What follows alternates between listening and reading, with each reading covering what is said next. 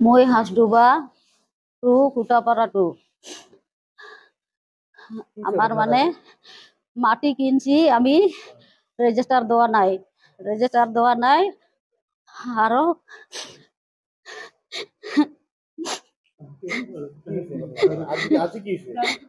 আজিকে গরু বানছিলাম মানে বেলেগের মাটিতে বানছি গরু কিচ্ছু খায় না রত্নর বাড়িতে বানছি কিচ্ছু খায় নাই গরু ওই গরুটা নিয়ে গেছে হয় আর বান্ধিয়ে রাখছে গরুটা রত্ন বিগু রত্ন বাবলু তিনজন বান্ধিয়ে রাখছে রাখার পরে আমি ঘর থেকে গেলুম আনতে গরুকে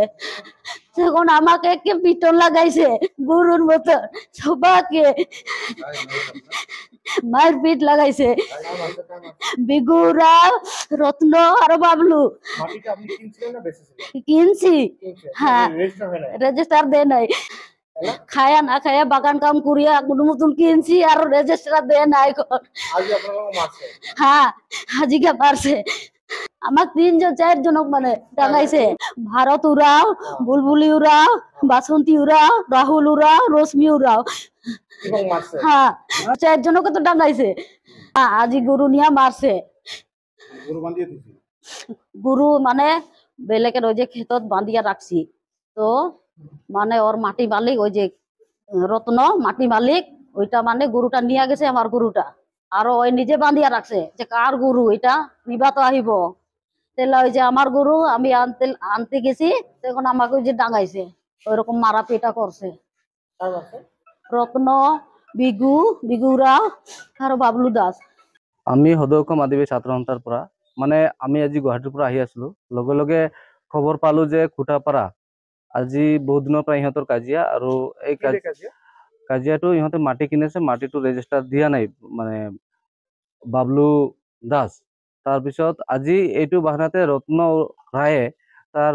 মানে বাৰীত গৰু বান্ধিছিল কিজান আমাক ফোন কৰি কৈছে গৰু বান্ধিছে তাতে ইহঁতক এটা দুটা মাইকী আছে সৰুজনক বান্ধি ৰাখিছে খুঁটাত আৰু ডাঙৰজনক ইহঁতে ধৰি কাপোৰ চাপোৰ চব ফালি দিছে আৰু আমাক কোৱা নিচিনা মানে বেয়া কাম চব য'ত মানে লাৰিব নালাগে বেয়া কামৰ এটা মানে শালীনতা হানি কৰিছে আমি সদৌকম আদিবাসী ছাত্ৰ সন্থাই কাৰণ এইটো প্ৰশাসন 2023 পৰা কেছ দিয়া আছে এইটো ইমান গুপ্তভাৱে নলোৱাৰ কাৰণে এই বাবলু আৰু বিগু ইহঁতে ইমানে বাঢ়িছে যে হয়তো এই জায়গাত এনেকুৱা আগতো নেপালী মানুহৰ লগত গুণ্ডামি কৰি মদ বিক্ৰী কৰি কিবা নাৰী ব্যৱসায় নিচিনা কাম কৰিছিল এই মানুহটোক আকৌ শিলিগুৰিৰ পৰা ইয়াত আহি এই ধৰণৰ ঘটনাবিলাক কৰি আছে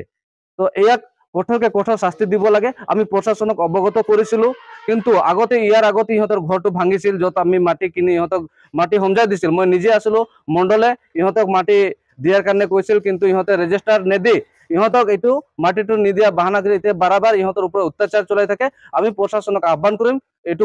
কঠোৰ ব্যৱস্থা ল'ব লাগে মেইনলি ভূমিকেন্দ্ৰিক সংঘাত আৰু এইটো প্ৰশাসনৰ হস্তক্ষেপ নকৰিলে কালি হয়তো বহুত ডাঙৰ এটা ঘটনা হ'ব পাৰে এই অংকতক 2023তো এফআইআৰ দিছে আৰু আজি তেতিয়ালৈকে এফআইআৰ দিয়া নাই মেডিকেলত লৈ আহিছে মেডিকেলৰ পৰা এতিয়া আকৌ এফআইআৰ দিব ইহঁতে